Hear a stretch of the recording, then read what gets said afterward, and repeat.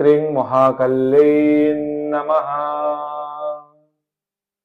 नमस्कार दर्शक बंधु, मु आपण मानकर ज्योतिर्विद वास्तुविद डॉक्टर श्रीवत्स कड़ीरत्न आज आपण मान स्वागत जनाऊँच जनवरी 2026 मसीहार संपूर्ण मासिक एवं दैनिक राशिफल जहाँकि 1 तारिख रु आपणकर 31 तारिख पर्यंत जो थे आम अनेक गुड़े डिस्कसन करवा आपंकर राशि को लेकिन मुनसाइन अनुसार कौन रही गोचर फल तार संपूर्ण डिस्कसन आम करवा प्रत्येक विभाग को आम गुरुत्व दबा। दर्शक बंधु वार्षिक फल जदि आपने देखी ना तले लिंक अच्छी आप देखिपारे द्वादश राशि वार्षिक राशिफल 2026 मसीह आपण सहित कौन घटवार अच्छी ए संपूर्ण मीमांसा आपरे पूरा डीपली एनालिसिस करा आप देखिपारे।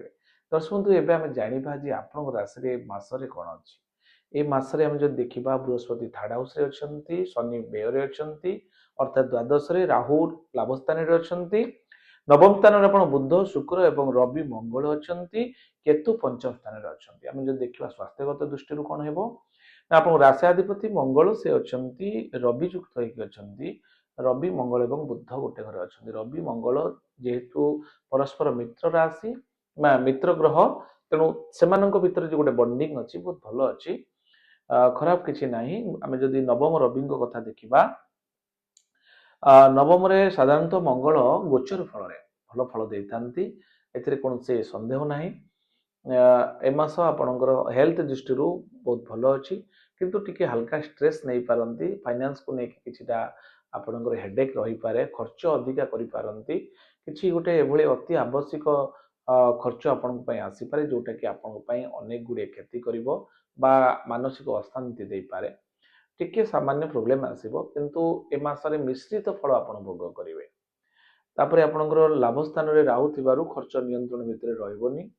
द्वादश रे शनि थिबारु टिके अंग पीड़ा आसीपारे आपणकर जेहेतु थर्ड हाउस रे बृहस्पति अच्छा मातृ सहयोग आपको मिलिबो एवं तांकर जो पंचम दृष्टि रे सप्तम स्थान को थिबारु आपणकर जो मेरिडियल लाइफ आपणकर अच्छी जोटा कि दाम्पत्य जीवन रे गोटे बंडिंग भल रहइबो पूर्व लागि शत्रुता भल रहइबो जो मानकर विवाह वैवाहिक जीवन रे अशांति लागि से सॉर्ट आउट हबो बंडिंग बहुत भल रही मसरे कौन से गुरुत्वपूर्ण काम करने चाहते पार्टनरशिप रे करने करें। आम जो देखा आपणकर जोटा कि प्रेम प्रणय लव लाइफ कथा देखा गले पंचमाधिपति आपणकर रवि नवम स्थान लव लाइफ आपंकर बहुत भल अच्छी।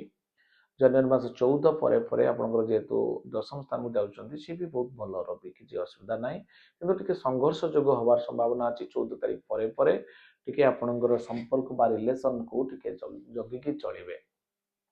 संतान प्लान करने चाहूले 14 तारिख 15 तारिख भितर आप करें 14 तारिख पर आपणकर जो रवि चलन है रवि चलन पर अनुचित हम मसरे एवं आपणकर विद्या क्षेत्र जो शिक्षार्थी विद्यार्थी अच्छा जो मैंने पाठ पढ़ुं कैरियर गढ़ी कैरियर ओरिएंटेड से गोटे अपरच्युनिटी मास हो पारे आपणकर जोटा कि 14 तारिख पर बहुत भल फल मिल कर्म क्षेत्र में उन्नति अच्छी एवं गोटे ड्यूटी ओरिएंटेड काम कला भाई आपको लगे जे कि मो लाइफ रे एम को फुलफिलमेंट क्षेत्र में मत आगबर हबार अच्छी ए सब जिन आप लाइफ रे धीरे धीरे धीरे धीरे प्रोग्रेस हम ए आरंभ हो जनवरी मसरे आम जो देखा आपंकर धन मनोबल पुरुषार्थ परिश्रम पारिवारिक भूमि भवन वाहन विदेश यात्रा एवं पिता दे सुख अनुभव करेंगे।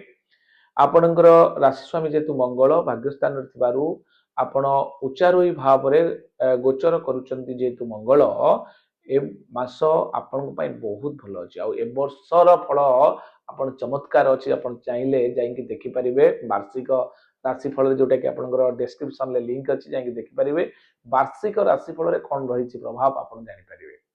दर्शक बंधु ये संपूर्ण डिस्कसन थिला जोटा कि आम एनालिसिस कले ग्रह वाइज आम जानिबा एबे मासिक राशिफल कौन रही पुणी रही आपंकर 1 रु 31 तारिख दैनिक राशिफल ए मासरे आपण मिश्रित फल भोग करेंगे। दर्शक बंधु सामूहिक शारीरिक असुस्थता टिके अनुभव हम कर्म क्षेत्र में बहु बाधा विघ्नर सम्मुखीन हो पारती आर्थिक स्थिति सामान्य टिके सुधार आसीबो धीरे धीरे व्यवसाय लाभ क्षति प्रायतः समान रहिबो पाठ पढ़ारे विद्यार्थी माने आशावादी हेबे। एबे आमे जानिबा 1 रु 31 तारिख पर्यंत कौन रही सूचना दर्शक बंधु 1 तारिख दिन आपनकर द्रव्य नष्ट, 2 तारिख दिन उत्साहित रहिबे, 3 तारिख दिन आपनकर द्रव्य लाभ, 4 तारिख दिन कार्य बाधा, 5 तारिख दिन शत्रुबुद्धि योग, 6 तारिख दिन मानहानि, 7 तारिख दिन पठन लिखन व्यस्त रहिबे। आपनकर 8 तारिख दिन आलोचना किछि पर्यालोचना करि पारंती। 9 तारिख दिन आपनकर शत्रुहानि योग, 10 तारिख दिन अहंकार आपनक भितर आसी पारे, 11 तारिख दिन प्रिया प्रीति तोषण रहिचंती। आपनकर 12 तारिख दिन बंधु मिलन योग रहिछि। 13 तारिख दिन देहरे पीड़ा अनुभव करि पारंती। 14 तारिख रे धन क्षय, 15 तारिख रे परोपकार, 16 तारिख दिन आपनकर सेवा पूजा रे मनोनिवेश करिवे। 17 तारिख दिन आपन कर्म को नेकी चंचलता देखा देबो। 18 तारिख दिन सुख सम्मान लाभ करिवे। 19 तारिख दिन व्यय वृद्धि आय वृद्धि योग, आय रे आपन वृद्धि पाइबे। ता सहित आपनकर 20 तारिख दिन कार्य रे बाधा योग रहिछि। 21 तारिख दिन व्यय वृद्धि योग, 22 तारिख दिन आबद्ध योग, 23 तारिख दिन सुसंवाद, 24 तारिख दिन अपव्यय, 25 तारिख दिन श्रीचंद्र थिबारु बहुत भलो अछि। आलस्य नीति आपण 26 तारिख दिन आसी पारे। आपनकर आलस्य पूर्ण जीवन यापन करिवे, अलस्वामी देखा दबा आपण कर्म क्षेत्र रे। 27 तारिख दिन द्रव्य नष्ट, 28 तारिख दिन व्याकुलता, 29 तारिख दिन आपनकर उत्साहित रहिबे, 30 तारिख दिन विरक्ति भाव, 31 तारिख दिन प्रतिरोध आसी पारे। एथिला 1 रु 31 तारिख पर्यंत संपूर्ण सूचना। दर्शक बंधु जनवरी मास 2026 मसिया इंग्राजी नववर्षर प्रथम मास आपण मानकर मंगलंकर हेउ शुभंकर हो यह जगतर नाथ जगन्नाथ पाखे प्रार्थना करने पूर्वक आसतु जानिबा एबे कौन रही प्रतिकार।